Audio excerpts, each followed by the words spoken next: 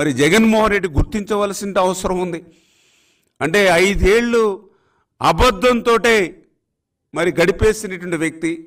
5 ఏళ్ళు అబద్ధాన్ని నమ్ముకున్నటువంటి వ్యక్తి చివరి రోజును కూడా అటువంటి అబద్ధాన్ని నమ్ముకుని నిన్న మాట్లాడినటువంటి పరిస్థితి అని చెప్పి మరి సందర్భంగా తెలియజేసుకుంటూ, అంటే జనరల్గా మనం చూస్తూ ఉంటాం సమాజంలో ఎవరైనా కొన ఊపిరితో ఉన్నప్పుడు నిజాన్ని మాట్లాడుతూ ఉంటారు. కానీ దురదృష్టం నిన్న జగన్మోహన్ రెడ్డి గారు ఆ యొక్క కొన ఊపిరి వదిలేటువంటి పరిస్థితిలో కూడా నిజాల్ని మాట్లాడలేనిటువంటి పరిస్థితి దుస్థితి నిన్న ఆయన ప్రెస్ మీట్లో చూడడం జరిగింది. ఏదైతే ఇక జగన్మోహన్ రెడ్డి గారు తన యొక్క 5 ఏళ్ల రాక్షస పాలన గురించి, 5 ఏళ్ల నియంతృత్వ నిరంకుశత్వ పాలన మీద ప్రజలు ఏదైతే ఘోరమైనటువంటి ఓటమి ఇచ్చారో దాని నుండి ఆత్మ పరిశీలన చేసుకోకుండా, దాని నుంచి పాఠాలు నేర్చుకోకుండా ప్రజల మీదే అక్కసు వెళ్ళగొక్కడం, ప్రజల మీదే నిందలు మోపడం, ప్రజలే మోసం చేశారని మరి ఆయన మాట్లాడడం చాలా చాలా దుర్మార్గమైనటువంటిది, హేయమైనటువంటిది అని చెప్పి ఈ సందర్భంగా తెలియజేసుకుంటూ, ఆయన పదే పదే చెప్పేవాడు, నేను బటన్ నొక్కుతూ ఉన్నా మీరు కూడా బటన్ నొక్కండి అంటే ఏదైతే యొక్క ప్రజలు కూడా 5 సంవత్సరాల నీ నిరంకుశత్వ నియంతృత్వ కక్షలు, కేసులు, వేధింపులు, అవినీతి, అసమర్థ పాలన, ఏదైతే ఈ యొక్క మోసకారి దగా సంక్షేమం, అభివృద్ధి లేనిటువంటి రాష్ట్రం ఏదైతే ఉందో వాటినన్నిటిని దృష్టిలో పెట్టుకుని వాళ్ళు జగన్ని మరి బటన్ తోటే అధం పాతాళానికి ఈవేళ ఆంధ్రప్రదేశ్ రాష్ట్రంలో తొక్కినటువంటి పరిస్థితి. అందుకే ఇప్పటికైనా సరే జగన్మోహన్ రెడ్డి గారికి విజ్ఞప్తి చేస్తూ ఉన్నాం, నీ యొక్క నియంతృత్వ నిరంకుశత్వమైనటువంటి మనస్తత్వాన్ని మార్చుకుని ప్రజాస్వామ్యబద్ధంగా అయినా భవిష్యత్తులో అయినా సరే నడుచుకోవాలని చెప్పి మరి మేము అందరం కూడా కోరుకుంటున్నామని చెప్పి తెలియజేస్తూ ఉన్నాం. ఏదైతే ఈవేళ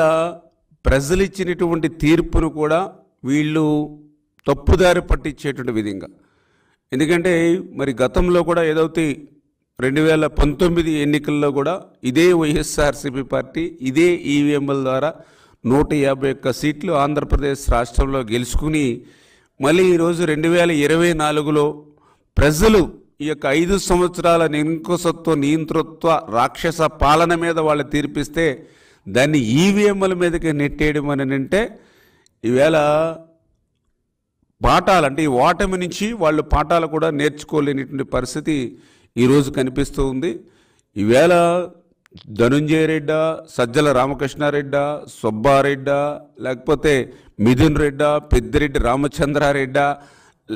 ఇట్లా అనే కాదు, వీళ్ళందరికీ మూలం ఈరోజు ఆంధ్రప్రదేశ్ రాష్ట్రంలో జగన్మోహన్ రెడ్డి. ఎందుకంటే ఏదైతే ఆయన ఒక ధనదాహంతో, నాకు తెలుసుండి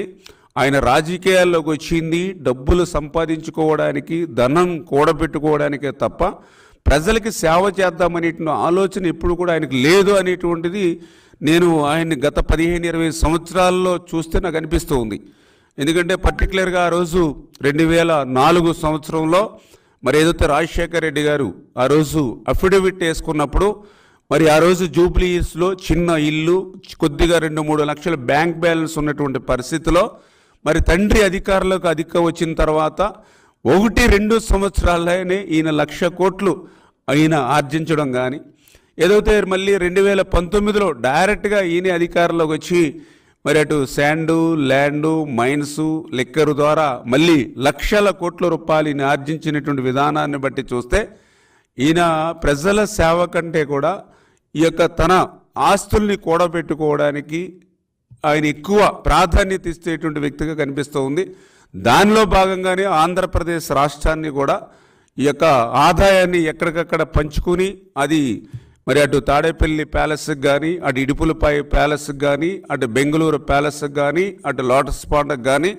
ఇట్లాగే పంపించుకోవడానికే ఈ రకంగా ఎవరైతే మరి యొక్క రాష్ట్రాన్ని కూడా మరి భాగాల కింద విభజించి అక్కడ విజయసాయిరెడ్డి, ఇక్కడ సుబ్బారెడ్డి, ఇక్కడ సజ్జల రామకృష్ణారెడ్డి, అక్కడ పెద్దిరెడ్డి రామచంద్రారెడ్డి, ఇట్లా మిథున్ రెడ్డి, వీళ్ళందరినీ పెట్టుకుని రాజకీయం ఏదైతే చేశాడో మరి అదే ఈరోజు ప్రతికూలమైనటువంటి పరిస్థితులు ఈవేళ ఆంధ్రప్రదేశ్ రాష్ట్రంలో వచ్చి మరి ఈవేళ ఇటువంటి పాలనని, ఎందుకంటే చాలా కసితో వేళ ప్రజలందరూ కూడా ఓట్లేసి, ఎందుకంటే మేము కూడా చూసాం అసలు ఇన్ని వేల ఓట్ల మెజారిటీతో ఒక్కొక్క అభ్యర్థి గెలవడం. అంటే 1983లో తెలుగుదేశం పార్టీ ఆవిర్భవించినప్పుడు కూడా లేనిటువంటి ప్రభంజనం ఈవేళ 2024లో కనిపించింది అని అంటే, మరి ఆంధ్రప్రదేశ్ రాష్ట్ర చరిత్రలోనే ఇంత చెత్తగా పరిపాలన చేసినటువంటి చెత్త ముఖ్యమంత్రి ఎవరూ లేరు అనేటువంటి విధానం మేం చెప్పడం కాదు, ప్రజలే నిన్న తీర్పుతో ఇచ్చినటువంటి పరిస్థితి.